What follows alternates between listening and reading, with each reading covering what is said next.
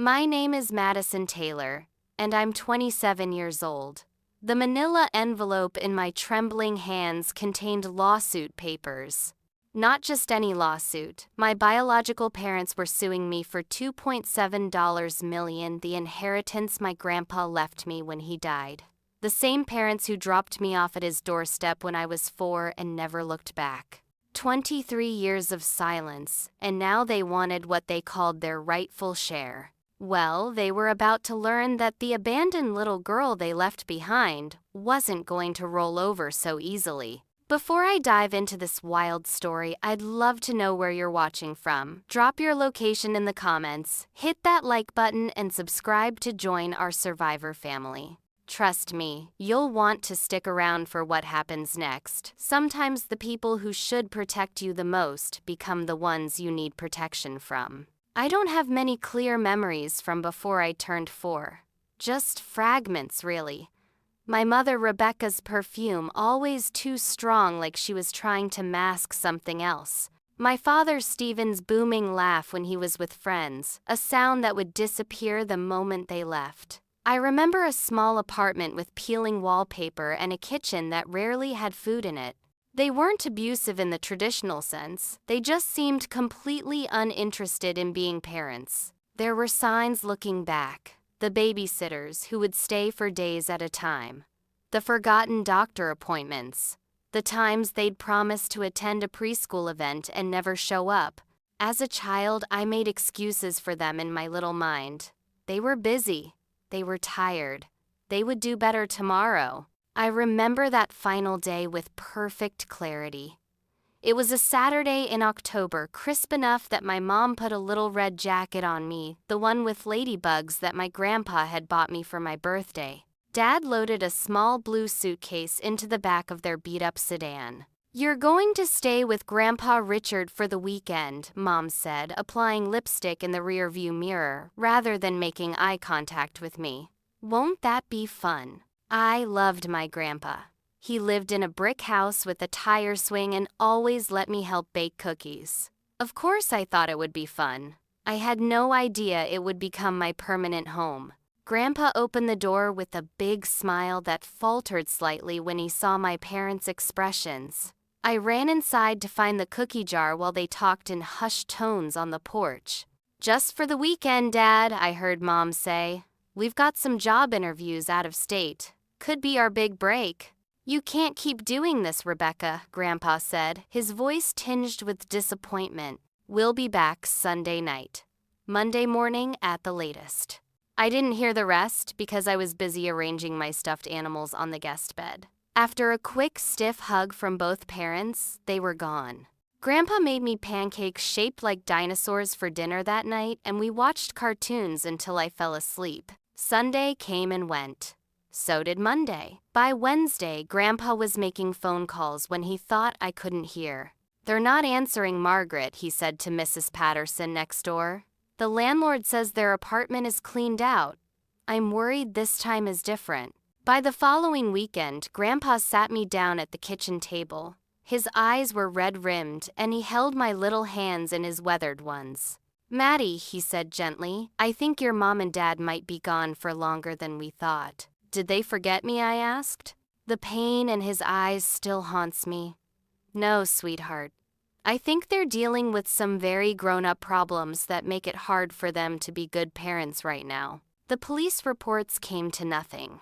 The social worker who visited said there was no forwarding address, no trace of where they'd gone. Their phones were disconnected. Friends and other family members claimed they hadn't heard from them. For months, I'd run to the window whenever a car pulled into the driveway. I'd ask Grandpa every night, "Will they come tomorrow?" Eventually, I stopped asking. Grandpa Richard went to court and became my legal guardian. The little blue suitcase got unpacked, and my ladybug jacket hung in a new closet that became mine. Children are adaptable, but they aren't oblivious. I understood in my simple 4-year-old way that my parents had chosen to leave me behind. What I couldn't possibly understand was that 23 years later, they would reappear only when there was money to be had. Grandpa Richard hadn't planned on raising a child in his 60s. He was a retired mechanical engineer with a workshop in the basement where he still tinkered with inventions.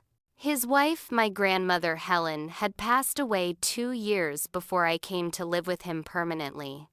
The guest room that became mine still had her sewing machine in the corner. Those first few months involved a lot of adjustment for both of us. He had to learn about school drop-offs and the proper way to make a ponytail. We both watched YouTube tutorials. I had to adapt to his routines: early mornings, orderly meals, and a house that ran like clockwork. It wasn't always smooth sailing, but there was never a moment when I felt unwanted. "We'll figure this out together, Maddie," he'd say whenever we faced a new challenge. And somehow, we always did. Grandpa Richard gave up his plans to travel during retirement. The maps and brochures for national parks were tucked away in a drawer. Instead, he became a fixture at elementary school events, the oldest parent at every science fair and choir concert. The other kids thought it was cool that I had a grandpa with a workshop who could fix anything and knew how to make paper airplanes that flew farther than anyone else's. Mrs. Patterson next door became my surrogate grandmother. When I needed help with girl things as I got older, she was there with advice and shopping trips. Between her and Grandpa, I had all the support I needed. As I entered elementary school, I started asking more questions about my parents. Grandpa never lied to me, but he was careful not to demonize them either. "Sometimes people just aren't ready to be parents," he would explain. "It doesn't mean they're bad people, and it definitely doesn't mean you did anything wrong. Your mom, my daughter, she's always struggled to figure out what she wants in life. And your dad, well, he followed her lead." "But didn't they love me?" I asked once when I was about 8. Grandpa pulled me into a hug. "I believe they loved you the best they could. But love isn't just a feeling, Maddie. It's actions. It's showing up every day, even when it's hard." That became one of Grandpa's most important lessons. Love is what you do, not just what you say. He demonstrated it daily, helping with homework, attending parent-teacher conferences, kissing scraped knees, and creating traditions just for us. Sunday pancakes, summer camping trips in the backyard, birthday scavenger hunts. What I didn't fully understand as a child was that Grandpa was quite successful. He had patents on several mechanical components used in household appliances, and he'd invested wisely throughout his career. Our house was modest, and we lived simply, but there was always enough. More than enough, though. I wouldn't realize this until much later. "Money is just a tool, Maddie," he'd tell me. "It's useful, but it doesn't define your worth. What matters is what you build with your hands and your heart." By the time I reached middle school, I had stopped wondering if my parents would come back. Grandpa Richard wasn't just my guardian, he was my parent in every way that mattered. The wound of abandonment had scarred over. It still ached sometimes, but it no longer defined me. I had no idea that the first betrayal was only the beginning, or that the lessons Grandpa taught me would be tested in ways neither of us could have imagined. At 15, I was surprisingly well-adjusted for someone whose parents had abandoned her. I had good friends, played volleyball, and maintained honor roll grades. The whispers about my unusual family situation had long since faded in our small community where everyone knew Grandpa Richard as the man who'd stepped up when his daughter had stepped out. The call came on an ordinary Tuesday. I was doing homework at the kitchen table when Grandpa answered the phone. His face went pale and he gripped the counter to steady himself. "Rebecca," he said, his voice barely above a whisper. "It's been 11 years. My pencil froze mid-equation. Rebecca. My mother's name sounded strange in Grandpa's mouth, like a foreign word he wasn't sure how to pronounce. I couldn't hear her side of the conversation, but Grandpa's responses told me enough. "Yes, she's here. She's 15 now." "No, I don't think that's a good idea without discussing it with her first. That's not my decision to make, Rebecca. It's hers." When he handed me the phone, his eyes were filled with concern and something else, caution. Your mother wants to talk to you, Maddie. You don't have to if you don't want to. With trembling fingers, I took the receiver. Hello? Madison. Oh my God, you sound so grown up. The voice was vaguely familiar, like a song I'd heard once long ago. It's Mom, sweetie. Mom. A title she hadn't earned in 11 years of absence. She launched into her story how she'd hit rock bottom after leaving me, how she'd struggled with depression and poor choices, how she'd finally gotten clean and turned her life around. She'd remarried a wonderful man named Paul, who'd encouraged her to reconnect with her past to make amends. I know I can never make up for leaving you, she said, her voice cracking with what sounded like genuine emotion. But I've changed. I've been in therapy for years. I want to know my daughter if you'll let me. Despite Grandpa's visible reservations, I agreed to meet her. At 15, I was curious, maybe even hopeful. Didn't everyone deserve a second chance? We met at a restaurant halfway between our town and the city where she now lived. Grandpa insisted on driving me, but gave us privacy, sitting at another table where he could keep an eye on things without intruding. Rebecca, I couldn't bring myself to call her Mom, was thinner than I remembered, with carefully highlighted hair and manicured nails. Beside her sat Paul, a balding man with kind eyes and a nervous smile. They both hugged me awkwardly. You're so beautiful, Rebecca kept saying, tears in her eyes. You look just like I did at your age. We talked for nearly 2 hours. She asked about school, my friends, my hobbies. She seemed genuinely interested, pulling out her phone to show Paul photos of her as a teenager, to compare our similarities. She apologized repeatedly for the past, offering explanations, but not excuses. I was a mess back then, she admitted. Depressed, drinking too much, making terrible decisions. Your father wasn't any better. We split up a year after we left. I haven't heard from him in a decade. By the end of the meal, I felt cautiously optimistic. We made plans to meet again. Over the next 2 months, our relationship developed slowly. We had dinner together every other weekend. She came to one of my volleyball games. She sent me texts asking about my day. Grandpa remained skeptical but supportive. Just be careful with your heart, Maddie, he warned. People can change, but it happens slowly over time, not overnight. I should have listened more closely. The truth revealed itself on a Saturday when Rebecca and Paul invited me to their apartment. I arrived early, letting myself in with the key they'd given me, so you always know you have a place with us.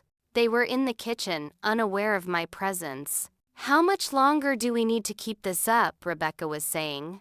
The old man can't live forever, and you saw that house, it's got to be worth a fortune. Not to mention his investments. Patience, babe, Paul replied. We're building trust. Madison is our key to getting back what should have been yours all along. Your father cut you off after you left, but he can't cut off his granddaughter. I just hate pretending to care about volleyball and teenage drama, Rebecca sighed, but I guess it'll be worth it in the end.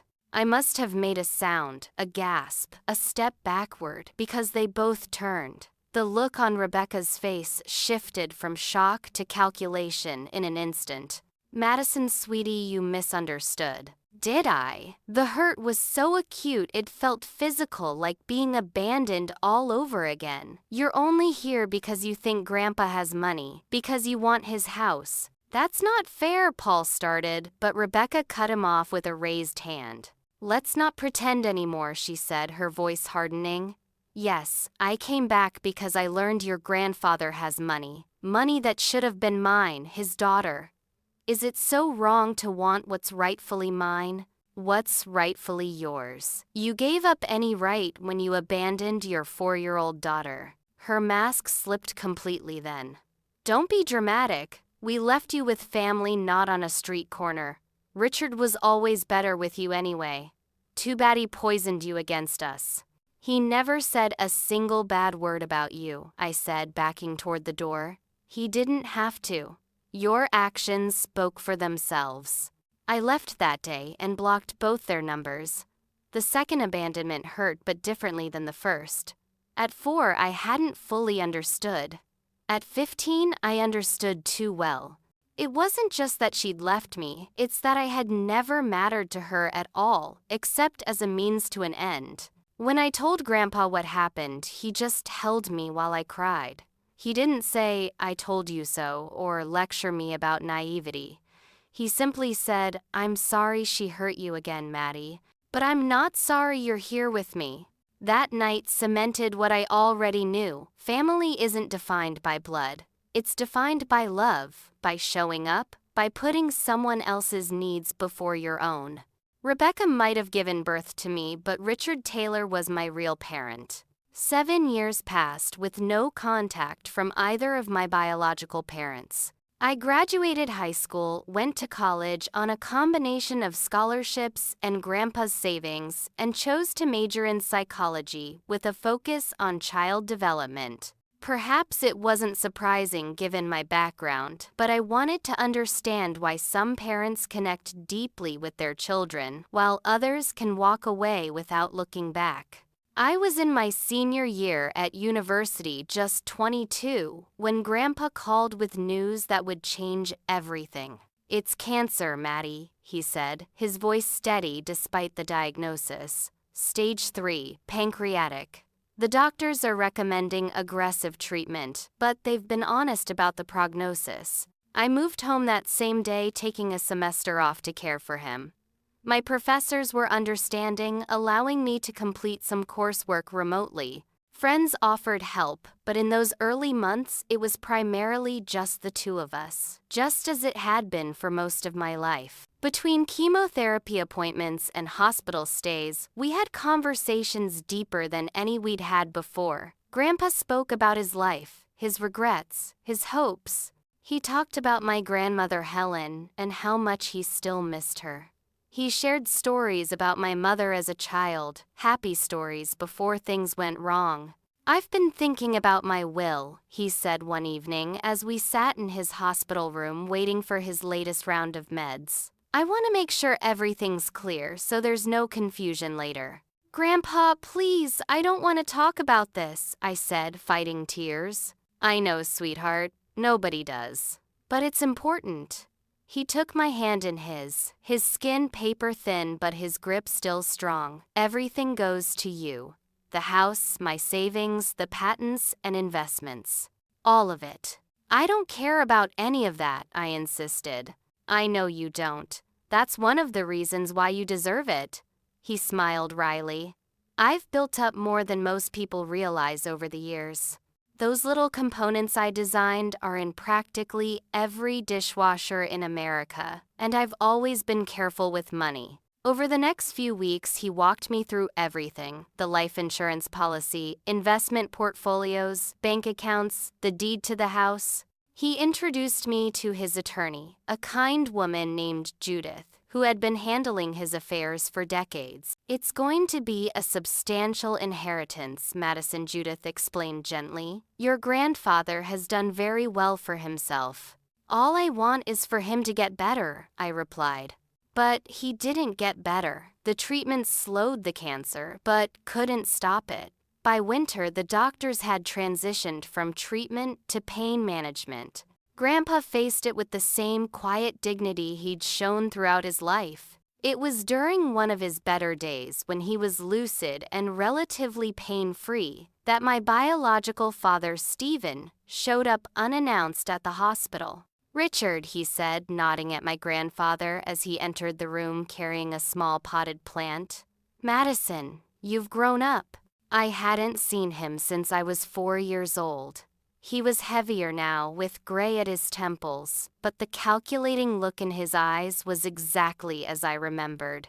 "Stephen," Grandpa acknowledged, his voice cooling noticeably. "This is unexpected. I heard you were sick. Thought I should pay my respects." He set the plant down and took a seat without being invited. "Cancer's rough. My uncle had it." The awkward small talk continued for a few minutes. I said little, watching my father's eyes dart around the hospital room, likely assessing what he could learn about Grandpa's financial situation. "So Richard," he finally said, leaning forward, "I've been thinking. Maybe it's time to put the past behind us. For Madison's sake. Family should stick together during tough times." Grandpa's eyes narrowed slightly. "That's an interesting perspective from someone who hasn't contacted his daughter in 18 years. Stephen waved a dismissive hand. "Ancient history. We were young, made mistakes. But blood is blood, right?" "Why are you really here?" Stephen Grandpa asked directly. My father's friendly facade slipped. "Fine. Word gets around. I heard you did well for yourself. Patents, investments. I thought maybe we could discuss what happens next. After all, Rebecca is your daughter, your only child, and you're concerned about her inheritance." Grandpa's voice was dangerously quiet. "After abandoning my granddaughter on my doorstep, we left her with family." Stephen countered the same excuse Rebecca had used years ago. "Besides, we had our reasons." "I'm sure you did. And I have my reasons for asking you to leave now." Stephen's face darkened. "You can't cut Rebecca out. She has rights." "She gave up those rights a long time ago. So did you." Grandpa pressed the nurse call button. "Madison is my family, the only family that matters to me." Stephen stood his chair, scraping loudly against the floor. "This isn't over, old man. You think you can take our kid and then cut us out? We'll see about that." A security guard arrived to escort him out. As he was leaving, Stephen pointed at me. "Remember who your real parents are, Madison. When he's gone, we're all you've got." After he left, Grandpa reached for my hand. "I'm sorry, Maddie. I should have warned you this might happen." "It's not your fault," I assured him. "But do you think he'll cause problems?" "Probably. People like Stephen and Rebecca only see dollar signs, not relationships." He squeezed my hand. "Don't worry. Judith has everything in order. Just be prepared, they may try to challenge the will." I nodded, pushing aside my fears to focus on what mattered, making Grandpa's final days as comfortable as possible. The inheritance, the house, the money, none of it mattered compared to the time we had left together. What I didn't know then was just how far my biological parents would go in their quest for what they believed they deserved. Grandpa Richard passed away peacefully on a snow-covered February morning. I was holding his hand, telling him about the birds at the feeder outside his window, when he took one final breath and was gone. The loss was immeasurable. This man had been my father, my mother, my entire family rolled into one steadfast presence. The days that followed passed in a fog of grief. Judith, Grandpa's attorney, helped with funeral arrangements. Mrs. Patterson, now in her 80s herself, brought casseroles and sat with me in the too quiet house. My college friends came to offer support, including my best friend Jasmine, who took time off work to stay with me. The funeral was small but well attended. Grandpa had been respected in the community, the kind man who fixed neighborhood kids' bicycles and donated to the local library. I stood by his casket, accepting condolences from people whose lives he'd touched, when a familiar scent of too strong perfume caught my attention.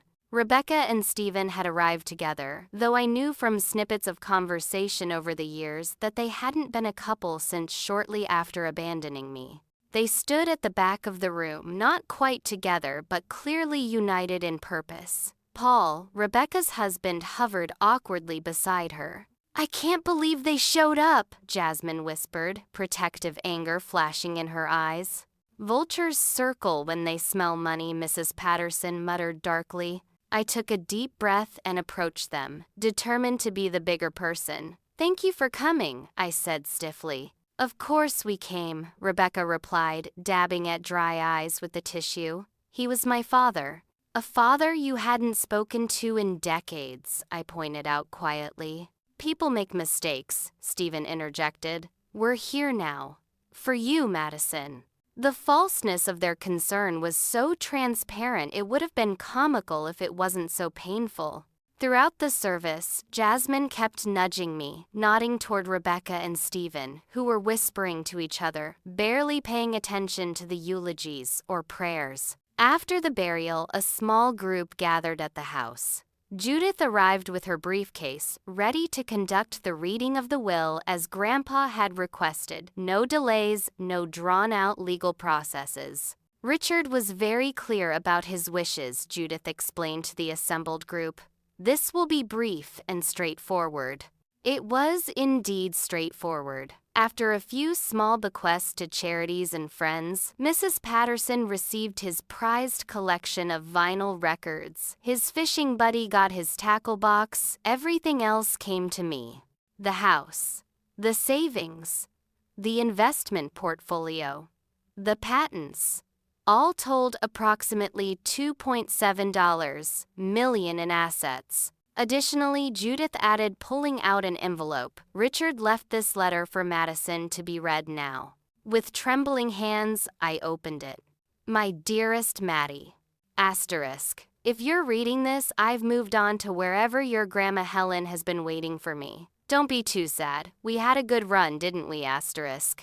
Asterisk. I want you to know that having you in my life was the greatest blessing I could have received in my later years. What started as a tragedy, your parents leaving, became my second chance at raising a child, and you made me prouder than I could ever express.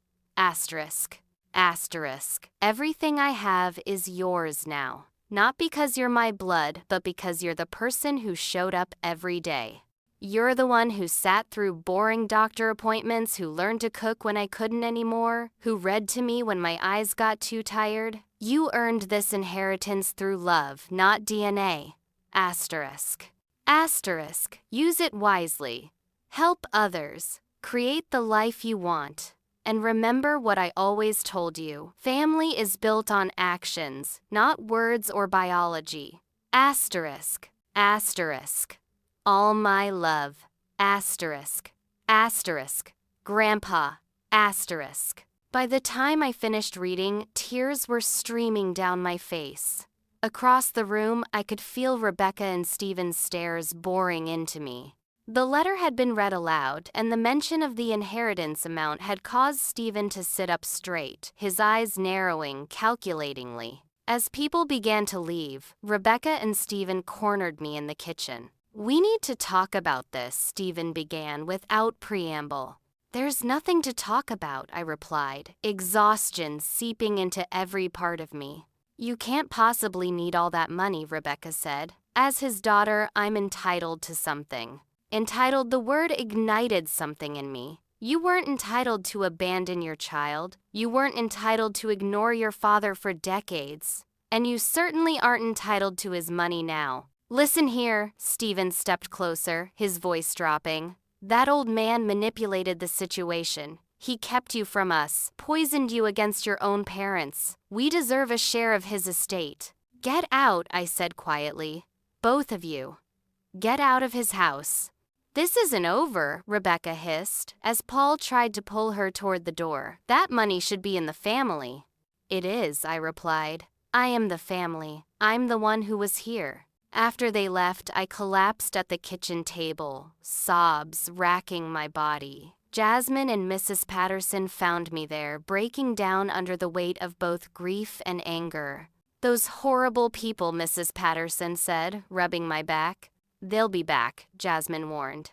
People like that don't give up easily when money's involved. She was right. The first threatening text came 3 days later. We can do this the easy way or the hard way. Family deserves family money. I blocked their numbers, but the messages continued from new phones. Then came the letters, first pleading, then demanding. I tried to focus on grieving Grandpa, on figuring out next steps for my education and future, but the constant pressure from people who had no right to make demands wore on me. Mrs. Patterson started checking my mail, filtering out the threatening letters. Jasmine stayed with me for weeks, worried about leaving me alone.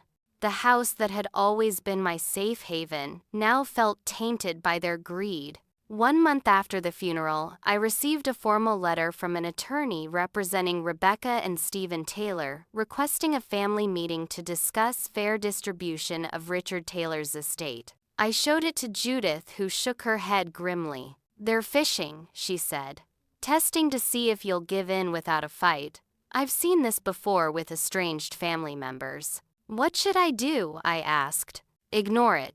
The will is ironclad." Richard made sure of that.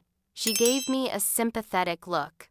"But Madison, you should prepare yourself. Based on their behavior so far, they may escalate this." I had no idea then just how right she would be, or that escalation would be a massive understatement for what was coming. 6 months after Grandpa's death, I was trying to rebuild my life. I'd returned to college to complete my final semester, though I'd opted to commute from Grandpa's house rather than move back to campus. I couldn't bear the thought of selling the home we'd shared, at least not yet. Every corner held memories: his reading chair by the window, the height marks penciled on the kitchen doorframe, tracking my growth, the workshop in the basement where he'd taught me to use tools. The estate was slowly being settled. Judith had helped me navigate the complex paperwork of transferring assets, managing investments, and understanding the tax implications of my inheritance. I'd set up a small foundation in Grandpa's name to support foster children, and those raised by grandparents, a tribute to the man who had stepped up when my own parents had stepped out. It was a Tuesday afternoon when the doorbell rang. A courier stood on the porch with a thick envelope requiring my signature. Inside was a stack of legal documents with a cover letter from a law firm I didn't recognize. Taylor v. Taylor. Complaint for wrongful manipulation of estate and custodial interference. My hands shook as I flipped through the pages of legalese. Rebecca and Stephen Taylor were suing me for my entire inheritance. The claims were outrageous. 1. They had never legally abandoned me, but had left me in a temporary care arrangement that Richard Taylor had manipulated into permanent custody. 2.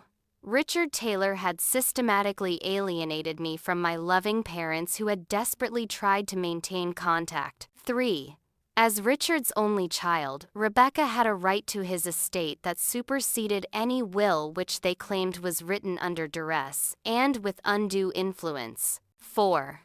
They demanded the entire $2.7 million inheritance plus additional damages for emotional distress and loss of relationship with their child. The room began to spin. I couldn't catch my breath. Black spots danced in my vision as I sank to the floor, the papers scattered around me. With fumbling fingers, I called Jasmine. "They're suing me," I gasped when she answered. "Rebecca and Stephen, they're actually suing me for Grandpa's money." "I'm coming over," she said immediately. "Don't do anything. Don't call them. Don't respond. Just wait for me." While I waited, I tried to make sense of the lawsuit. How could they claim they hadn't abandoned me? There were police reports, court records, years of documented absence. How could they say Grandpa had kept me from them when they had made no attempt to contact me for 18 years? By the time Jasmine arrived, I had worked myself into a state of panic. "We need a lawyer," she said firmly after reading through the documents. "Not just Judith, she's great with estate law, but this is different. You need someone who specializes in these kinds of disputes." She was right. The next morning we met with Thomas Wright, an attorney recommended by a professor at my university who taught family law. His office was modest but professional, his manner calm and reassuring. "I've seen cases like this before," he said after reviewing the lawsuit. "Unfortunately, when there's substantial money involved, estranged family members often come out of the woodwork with all kinds of claims." "But they abandoned me," I said, still struggling to comprehend how they could twist reality so completely. "Everyone knows that." "And we can prove it," Thomas assured me. "But you need to understand this isn't really about winning for them. It's about pressuring you to settle." "I won't give them a penny of Grandpa's money," I said firmly. Thomas's expression was sympathetic but serious. "Madison, fighting this will be expensive and emotionally draining. Even with a strong case, litigation can drag on for years.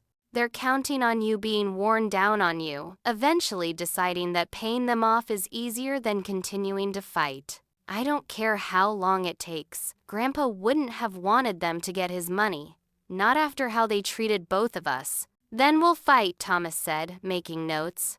But I want you to be prepared. This will get ugly. They'll drag your grandfather's name through the mud. They'll make all kinds of accusations. They'll try to rewrite history to make themselves look like victims. How do we respond? I asked. Our first move is to file a motion to dismiss based on the statute of limitations and lack of standing. Most jurisdictions have time limits on contesting wills and challenging custody arrangements. Your parents are about 18 years too late. While Thomas began preparing our legal response, I tried to maintain some semblance of normalcy. I attended classes, worked on my thesis, visited Mrs. Patterson, who was increasingly frail, but still sharp as a tack. But the lawsuit loomed over everything, like a dark cloud.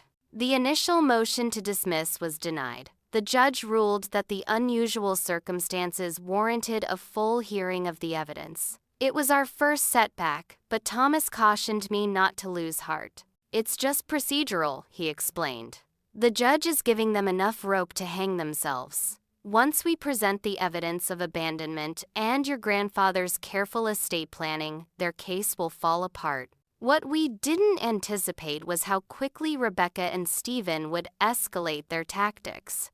They submitted evidence, clearly fabricated letters they claimed to have sent me over the years, phone records supposedly showing calls to Grandpa that had gone unanswered, photos of birthday cards they insisted had been returned, unopened.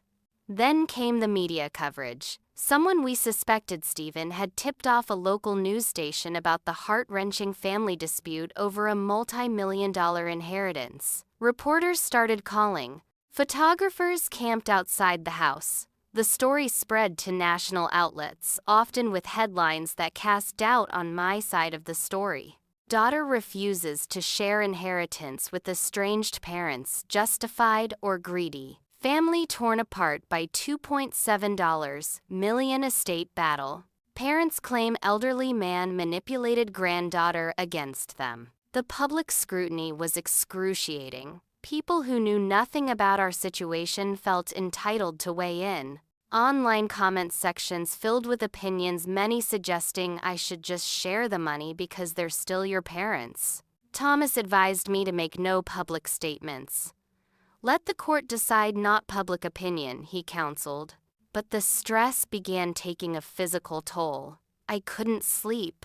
I lost weight. My final semester grades suffered as I struggled to concentrate.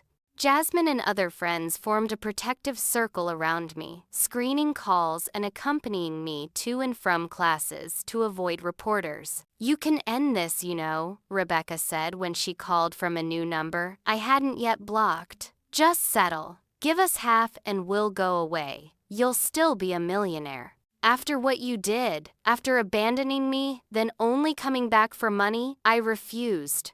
Never. Her voice hardened. You have no idea who you're dealing with, Madison. We've got nothing to lose. Do you really want your grandfather's dirty laundry aired in court? Because we'll do whatever it takes. I reported the call to Thomas, who filed for a restraining order, adding harassment to our counterclaims. But the damage was done. The threat lingered in my mind. What dirty laundry could they possibly have? What else would they fabricate to get what they wanted? As the pre-trial discovery phase began, I realized this was just the beginning of a long and brutal battle, one that would test everything Grandpa had taught me about strength, integrity, and the true meaning of family. The discovery phase of the lawsuit was like watching my life story being twisted into a dark fairy tale. Rebecca and Stephen's legal team demanded access to everything, financial records going back decades, Grandpa's medical history, my school records, emails, text messages, family photographs. They were fishing for anything they could use to support their narrative that they had been wrongfully separated from their child. Thomas warned me this would happen. Discovery is invasive by design, he explained. They're hoping to find inconsistencies or embarrassing details they can use as leverage. Or they're trying to make the process so unpleasant that you'll settle just to end it. My deposition was scheduled for a rainy Thursday morning at their lawyer's office. I'd barely slept the night before rehearsing answers to every possible question. Thomas had coached me extensively. Answer only what's asked. Don't volunteer information. Stay calm no matter what they say. Rebecca and Stephen sat across the conference table. Rebecca in a conservative dress that looked nothing like her usual style. Stephen wearing what appeared to be a brand new suit. Their lawyer, Philip Donovan, was a shark in human form, slick, predatory, with cold eyes that never blinked. Miss Taylor, he began after the preliminaries, would you say you were close to your grandfather? Yes, I answered simply. And did he ever speak negatively about your parents? No. He was careful not to color my perception of them. Donovan's eyebrow raised skeptically. Really? A man raises his granddaughter after her parents leave, and never once expressed anger or resentment about the situation. He expressed sadness, not anger, I clarified. He believed in focusing on solutions, not blame. Miss Taylor, did your grandfather ever suggest that your parents had abandoned you permanently? He told me they had left me in his care indefinitely. That was the truth. Did he ever encourage you to contact them as you got older? He never discouraged it. That's not what I asked. The questions continued for hours, each one designed to paint me as a manipulated child, and Grandpa as a vindictive old man who had stolen me away from my loving parents. Donovan tried to suggest that as a child I wouldn't have understood adult arrangements, that perhaps there had been an agreement for temporary custody that Grandpa had violated. But the most painful moment came when Rebecca herself gave her deposition the following week. I sat with Thomas watching her transform into a heartbroken mother who had suffered years of separation from her beloved child. We were young and struggling, she testified tearfully. We asked Richard to care for Madison temporarily while we got back on our feet. We never intended it to be permanent, but when we tried to reconnect, he blocked us at every turn. And you made efforts to maintain contact, Donovan prompted. So many, Rebecca dabbed at her eyes with a tissue. Letters, phone calls, birthday cards, nothing got through. When Madison was 15 and we finally managed to reconnect, she was clearly influenced against us. The visit went poorly because Richard had poisoned her mind.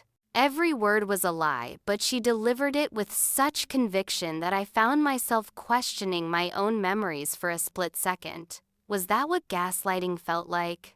Stephen's testimony followed similar lines. He portrayed himself as a father, desperately trying to find his daughter, stymied by an overprotective grandfather who wanted Madison all to himself. Did you ever seek legal help to regain custody? Thomas asked during cross-examination. We couldn't afford lawyers, Stephen claimed. Richard had all the money and resources. We were just trying to survive. The strategy became clear. They were positioning themselves as disadvantaged victims of both circumstance and a vindictive father-in-law, too poor and powerless to fight back until now. Thomas was methodical in dismantling their claims. He produced the original police reports from when I was abandoned. He found Grandpa's journal entries documenting the fruitless attempts to locate my parents. He submitted affidavits from neighbors and teachers who remembered the situation clearly. Most damning was the evidence Thomas uncovered about my parents' histories after leaving me. Rebecca had 2 other children with different partners, children she had also left behind. Stephen had been arrested multiple times for fraud and had declared bankruptcy twice, with court records showing he'd tried to hide assets from creditors. They're not just liars, Thomas told me privately. They're experienced con artists. As their case weakened, Rebecca and Stephen's tactics grew more desperate. They offered to settle for half the inheritance, then a third, then just a quarter. Thomas advised me to reject all offers. "We're winning," he assured me.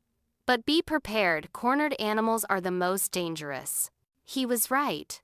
One evening, I returned home to find my front door ajar. Inside, drawers had been rifled through, but nothing valuable was missing. Instead, the burglar had taken family photo albums and Grandpa's antique pocket watch, sentimental items rather than monetary ones. The police took a report, but without evidence of who had broken in, there was little they could do. I knew it was Rebecca or Stephen or someone working for them, but couldn't prove it. Then the anonymous calls started. Late-night phone calls from blocked numbers, sometimes silence, sometimes whispered threats. "You'll regret fighting us. Everyone has secrets. Accidents happen to greedy girls." Thomas helped me file police reports and added these incidents to our counterclaims, but the psychological toll was mounting. I installed a security system and started staying with friends too afraid to sleep in my own home. "They're trying to break you," Mrs. Patterson observed when I visited her. At 84, she was frailer than ever, but still sharp as a tack. "That's what bullies do when they're losing." "Maybe I should just settle," I admitted in a moment of weakness. "Give them some money to make this stop." She took my hand in her papery one. "Your grandfather stood by his principles his whole life. That's the legacy he left you, not money but backbone. Would Richard Taylor want you to give in to extortion?" She was right, of course. Grandpa would have fought to the end, not because of the money, but because of the principle. These people had abandoned their child, then returned only for financial gain. Rewarding such behavior would dishonor everything he stood for. Thomas called a few days later with unexpected news. "We've been contacted by someone named Paul Edwards. Says he's Rebecca's husband, though apparently they're separating. He claims to have information relevant to our case and wants to meet." Paul, the man who had been with Rebecca when she'd briefly re-entered my life at 15. I remembered him as quiet, seemingly kind, often overshadowed by Rebecca's more dominant personality. Could it be a trap? I asked warily. Possibly, but if he genuinely has insider information, it could be valuable. Thomas suggested a compromise. "We'll meet him in a public place. I'll have my investigator nearby as backup and we'll record everything with his knowledge." I agreed, though. The thought of facing another person connected to Rebecca and Stephen made my stomach knot with anxiety. We arranged to meet at a coffee shop downtown with Jasmine, stationed at a nearby table as additional support. Paul looked different than I remembered, thinner, grayer, with the beaten-down expression of someone who has finally seen the truth about their life choices. He fidgeted nervously with his coffee cup as Thomas activated the recorder. "For the record, state your name and relationship to the parties involved," Thomas instructed. "Paul Edwards. I'm soon-to-be ex-husband of Rebecca Taylor. I've been married to her for 12 years. And why did you contact us, Mr. Edwards?" Paul took a deep breath. "Because I can't be part of this anymore. The lies, the manipulation. Madison deserves to know the truth." "Which is," Thomas prompted. "Rebecca and Stephen never wanted Madison back. Ever." His voice hardened. "The whole lawsuit is a con. They've been tracking Richard Taylor's finances for years, waiting for the right moment. When they learned about his cancer diagnosis, they saw their opportunity. I felt the blood drain from my face. How did they even know about Grandpa's money? We lived modestly. Rebecca hired a private investigator years ago after she'd burned through another relationship with a wealthy man. The PI discovered your grandfather's patents and investments." Paul's eyes finally met mine. "I'm ashamed to admit I helped plan your reunion when you were 15. It was all about establishing contact to eventually get access to Richard's money. When that failed, they decided to wait until he passed away. So the lawsuit claims about trying to maintain contact about Grandpa keeping me from them, those were all lies. I already knew the answer, but needed to hear him say it. Complete fabrications. They abandoned you and never looked back until they smelled money.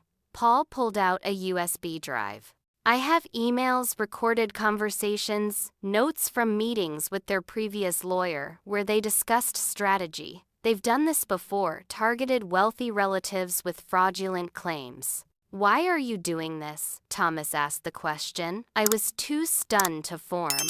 Paul's mouth twisted bitterly. Multiple reasons. Partly guilt. I've been complicit in their schemes for too long. Partly revenge. Rebecca's been cheating with their current lawyer. He shrugged. And partly self-preservation. I don't want to go down with them when this all falls apart. I'm hoping for immunity from any potential criminal charges in exchange for my testimony. Thomas and I exchanged glances. This was the break we needed, insider evidence of fraud and conspiracy. If what you're saying checks out, Thomas said carefully, we may be able to work something out. We raced back to Thomas's office to examine Paul's evidence. It was damning emails explicitly discussing how to manipulate me and the court's recordings of Rebecca and Stephen laughing about fabricating evidence documents showing previous fraudulent claims against other family members. This is more than enough for us to file an emergency motion, Thomas said, already drafting documents. We can potentially get the case dismissed and file counterclaims for malicious prosecution and fraud. Rebecca and Stephen's attorney tried desperately to block the new evidence, filing an emergency motion claiming privileged communications. The judge allowed it with certain conditions, requiring independent verification of the material's authenticity. When their lawyer saw the evidence, he withdrew from the case, citing irreconcilable differences with clients and potential ethical violations. Rebecca and Stephen suddenly, without legal representation, sent a hasty settlement offer. They would drop all claims in exchange for $100,000, and a non-disclosure agreement. Thomas brought me the offer with raised eyebrows. This is their surrender. They know they're beaten. No deal, I said without hesitation. They put me through hell. They tried to destroy Grandpa's reputation. They broke into my home and threatened me. I want them held accountable. For the first time since this ordeal began, I felt a sense of power returning. The truth was coming to light, and with it the strength to see this through to the end. The night before our court date, I sat in Grandpa's reading chair by the window, holding his pocket watch that the police had recovered from a pawn shop. I could almost feel him there with me, his steady presence, a reminder of everything he'd taught me about courage and integrity. We're almost there, Grandpa, I whispered. They're not going to win this time. The courthouse loomed like a fortress on the morning of our hearing. Thomas had prepared me extensively for what to expect. We would present Paul's evidence along with our motion for summary judgment to dismiss the case and our counterclaims for fraud, harassment, and legal fees. Be prepared for last-minute theatrics, he warned as we climbed the courthouse steps. People like Rebecca and Stephen often have one final card to play when they're cornered. Rebecca and Stephen arrived separately, each with new attorneys they'd somehow managed to retain despite their previous lawyer quitting. They avoided eye contact with me, huddling with their legal teams at opposite ends of the hallway. They've split their strategy, Thomas observed. Divide and conquer. Classic move when co-plaintiffs realize they might need to turn on each other. Judge Eleanor Martinez, a no-nonsense veteran of the bench, known for her low tolerance for frivolous lawsuits, called the court to order. She began by addressing the new evidence. I've reviewed the materials submitted by Mr. Edwards, she stated, looking over her glasses at Rebecca and Stephen. If authenticated, these raise serious concerns about the foundation of this case and potential abuse of the court system.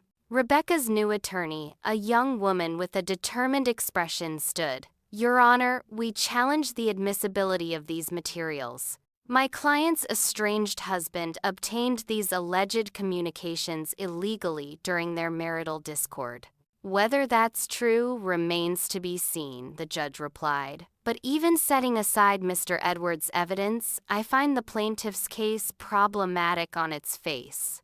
She turned to Stephen's attorney, a silver-haired man who projected confident authority. Counselor, your client claims he was wrongfully prevented from contacting his daughter, yet provides no evidence of legal attempts to establish visitation or custody over an 18-year period. Can you explain this discrepancy? Your Honor, my client was led to believe by the deceased Richard Taylor that his daughter wanted no contact. As a respectful father, he honored those wishes while privately grieving the separation. I nearly gasped at the audacity of the lie.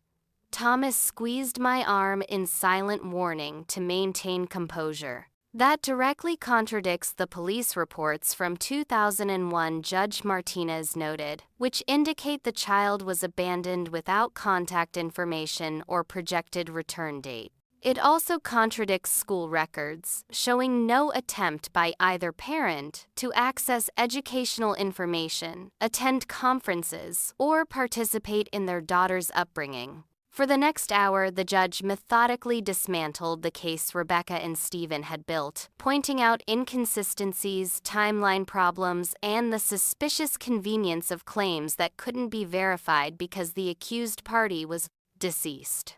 Before I rule on the motions before me, the judge said, "Finally, I'll hear brief statements from the parties involved, beginning with Miss Madison Taylor." Thomas had prepared me for this moment.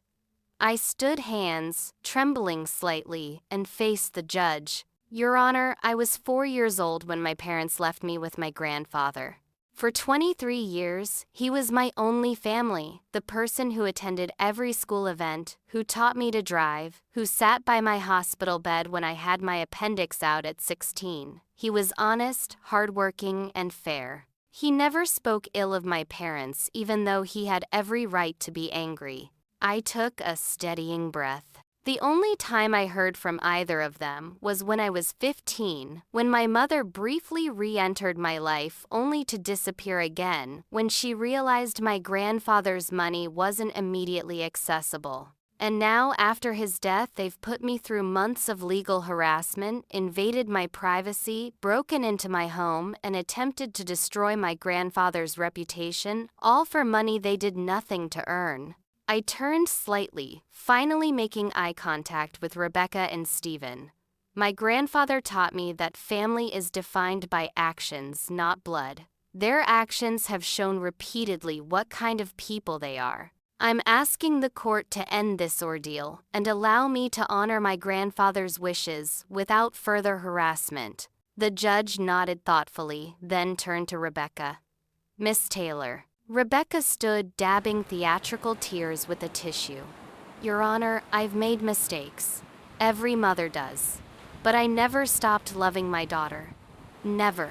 Richard took advantage of a difficult time in my life to separate me from my child permanently. All I'm asking for is a fair share of my father's estate, an estate that should have included me as his only child.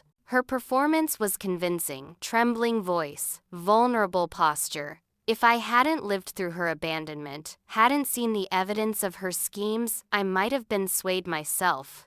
Stephen's statement followed similar lines, portraying himself as a victim of circumstances and Richard Taylor's manipulation.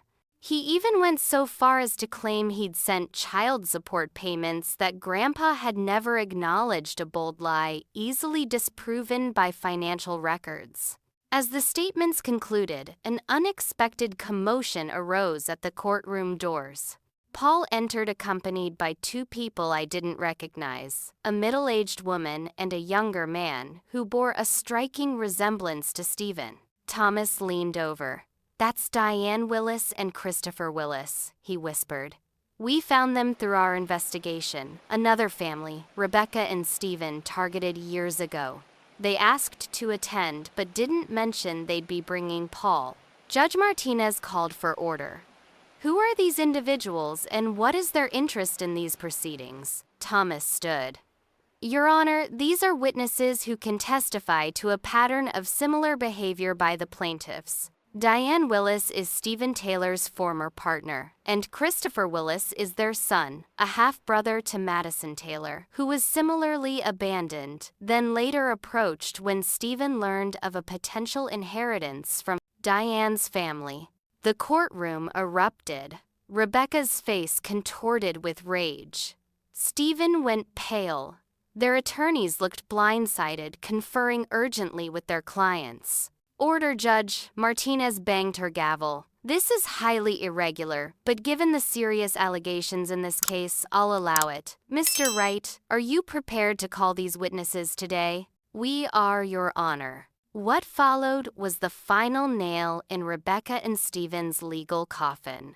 Diane testified about her relationship with Stephen, his abandonment of their son, and his reappearance 15 years later when her elderly parents' health began to fail. Christopher, now 24, described a nearly identical scenario to mine, being approached by his biological father only when money was at stake. Paul then testified, verifying the evidence he'd provided and detailing Rebecca and Stephen's history of targeting wealthy relatives and acquaintances. He revealed their dire financial situation. Both were deeply in debt with multiple creditors pursuing them. The lawsuit against me was their last, desperate attempt to avoid financial ruin. By the time testimony concluded, Rebecca and Stephen's attorneys looked defeated.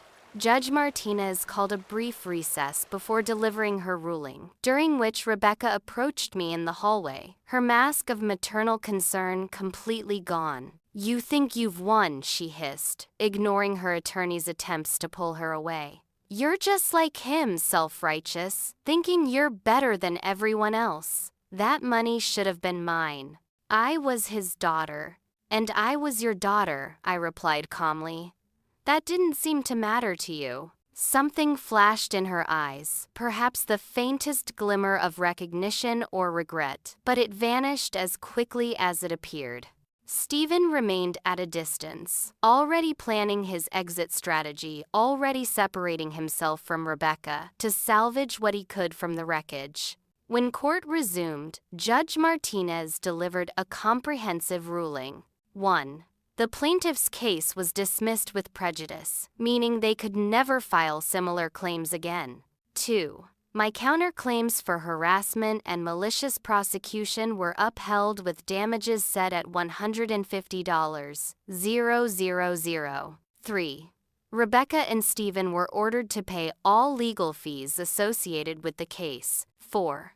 The evidence of potential fraud would be referred to the district attorney's office for possible criminal charges. 5. A permanent restraining order was issued prohibiting Rebecca and Stephen from contacting me or coming near my home or workplace. The court rarely sees such a blatant abuse of the legal system, Judge Martinez concluded.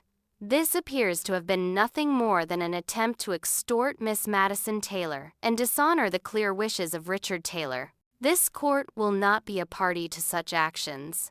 As the gavel fell, I felt a wave of emotion, relief, vindication, and a strange sense of closure. Rebecca and Stephen were escorted out separately, both already on their phones, likely seeking yet another angle or escape route. Outside the courthouse, Diane, Christopher, and Paul approached me. "I'm sorry we didn't find you sooner," Diane said, taking my hands in hers. "We only learned about your case through news coverage." "We have the same eyes," Christopher observed with a tentative smile. "Same Taylor nose, too." He was right. There was an undeniable resemblance. Here was someone who truly shared my blood, who understood exactly what I'd experienced. "Maybe we could get coffee sometime," I suggested. "Compare notes." "I'd like that," he replied. As they left, Paul lingered awkwardly. "I want to apologize," he said, "for my part in all this, for not speaking up sooner." "Why did you stay with her so long?" I couldn't help asking. He shook his head. "Same reason anyone stays in a toxic situation. Convinced myself it would get better, that she would change. That maybe I was complicit but not really responsible." He sighed. By the time I admitted the truth to myself, I was in so deep it seemed easier to keep going than to face what I'd become. His honesty was unexpected and strangely comforting, a reminder that people could change, could choose differently, even after years of poor decisions. "Thank you for eventually doing the right thing," I told him. As Paul walked away, Thomas joined me on the courthouse steps. "It's over, Madison. Really over." "Hard to believe," I admitted. "Part of me is waiting for their next move." "There won't be one. Between the court's ruling and the potential criminal charges, they're finished." He smiled. "Richard would be proud of how you handled this." That night I returned to Grandpa's house, my house now, I reminded myself, and sat in his reading chair. For the first time since his death, the house didn't feel haunted by grief or threats. It felt like a sanctuary again, a place where I could finally begin to heal and build a future based on the foundation Grandpa had given me. The ordeal had changed me. I was stronger now, more certain of who I was and what mattered. In fighting for Grandpa's legacy, I'd discovered my own resilience, a strength I would need for what came next. The months following the court victory brought both challenges and unexpected gifts. Rebecca and Stephen, true to form, disappeared rather than face the financial and potential criminal consequences of their actions. Their attorneys filed appeals that were quickly dismissed, and eventually all communication ceased. The district attorney's office pursued the fraud case, but without the principal defendants present, it became a complex legal tangle that would likely take years to resolve. I chose to focus on moving forward rather than continuing to look back.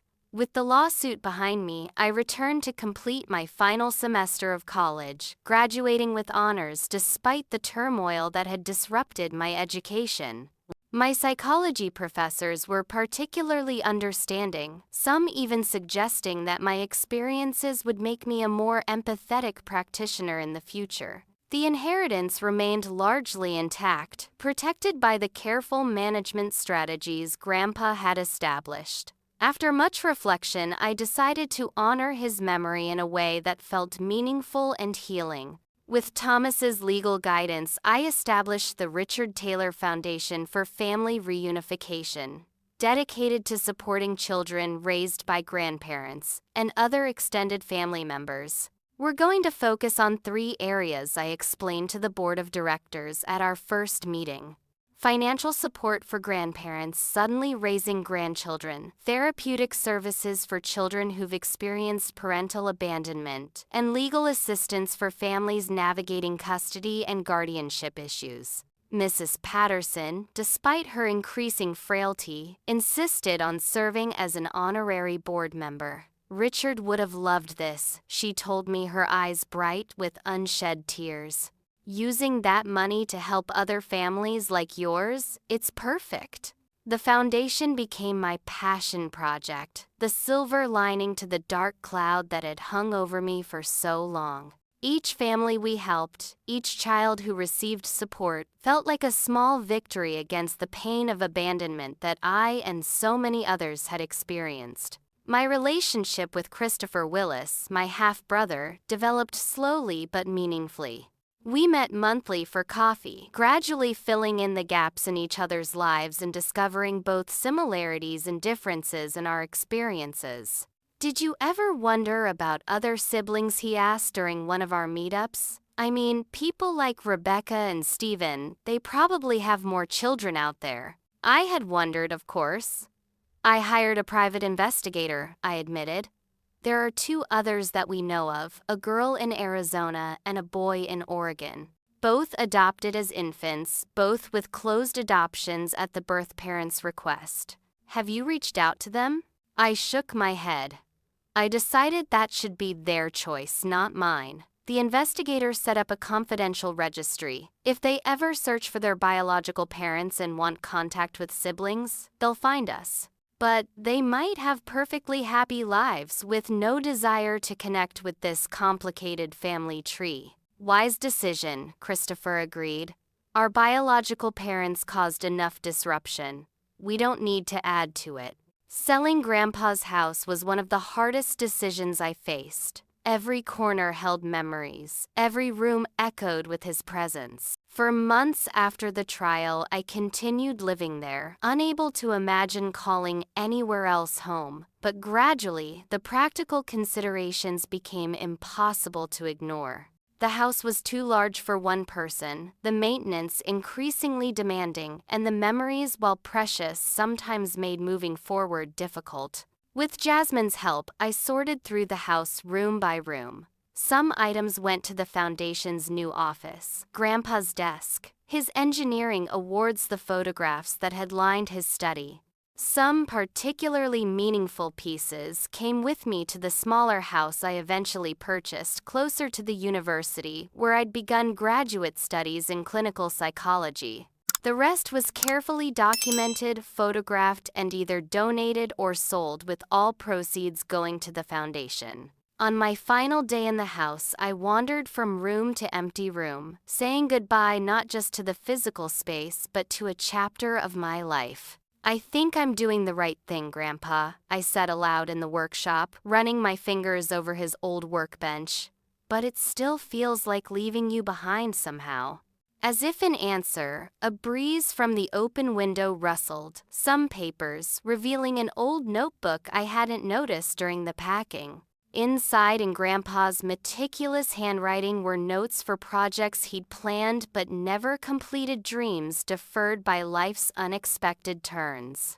On the final page, a quote he'd copied from somewhere: "The greatest legacy we leave is not in stone or steel, but in the lives we've touched and the hearts we've changed." It felt like a message across time, a final reassurance that I was honoring him, not by clinging to the past, but by building on the foundation he'd provided. The day I received my master's degree in clinical psychology, I visited Grandpa's grave with news of the foundation's first major success, a legislative victory that increased support for grandparent caregivers in our state. As I placed flowers against his headstone, I realized how far I'd come from that frightened young woman who had received lawsuit papers 18 months earlier. "They didn't win, Grandpa," I said quietly. "And not just in court. They didn't break me. They didn't make me bitter. That's the real victory." My specialization in child trauma therapy felt like the natural culmination of my journey. My personal experiences, while painful, gave me unique insight into the children I worked with, many of whom had experienced abandonment, neglect, or family disruption. I could offer not just professional expertise, but authentic hope that healing was possible. One unexpected outcome of the Foundation's work was the community it created, a network of grandparents, aunts, uncles, and other caregivers who had stepped up when parents couldn't or wouldn't care for their children. Through support groups, educational workshops, and social events, these families found understanding and resources that many had previously lacked. At one such gathering, an elderly man raising his 7-year-old granddaughter approached me. "I was ready to give up before I found your foundation," he confessed. "Didn't think I could do it at my age. But seeing what your grandfather did for you, it gave me courage." Such moments reinforced that Grandpa's legacy extended far beyond the inheritance that Rebecca and Stephen had coveted so desperately. The money was just a tool, as he'd always said. The real inheritance was the love, values, and resilience he'd instilled in me, gifts that, unlike financial assets, multiplied when shared with others. I never heard from Rebecca or Stephen again. According to occasional updates from Thomas, they faced mounting legal consequences for the fraudulent lawsuit and other schemes that came to light during the investigation. There were rumors they'd fled the country or were living under assumed names in states far from our jurisdiction. In time, I stopped asking for updates altogether. They had occupied enough of my life, my thoughts, my energy.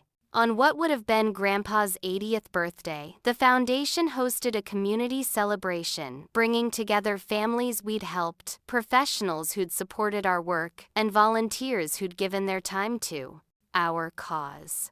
As I looked around at the gathering, children playing grandparents, sharing stories, families supporting each other through difficult journeys, I felt a sense of completion. This was the true purpose of the inheritance. Not just the money, but the values, the compassion, the understanding that family is created through love and commitment, not merely biology. In using Grandpa's legacy to help others write new chapters in their own family stories, I had finally found healing for the earliest wounds in mine. The abandoned 4-year-old left on her grandfather's doorstep had grown into a woman who understood that the greatest inheritance isn't what's left to you, but what you choose to do with it. And in that choice lies the power to transform even the deepest pain into purpose and meaning. So, what about you? Have you ever had to stand up against family who didn't have your best interests at heart? Or have you been blessed with relatives like my Grandpa Richard, who showed up when it mattered most? Share your thoughts in the pine comments below, and don't forget to like and subscribe to hear more stories of resilience and healing. Remember, we can't choose the family we're born into, but we can choose the family we create through love and commitment. Thank you for listening to my journey, and I wish you strength and courage in writing your own story.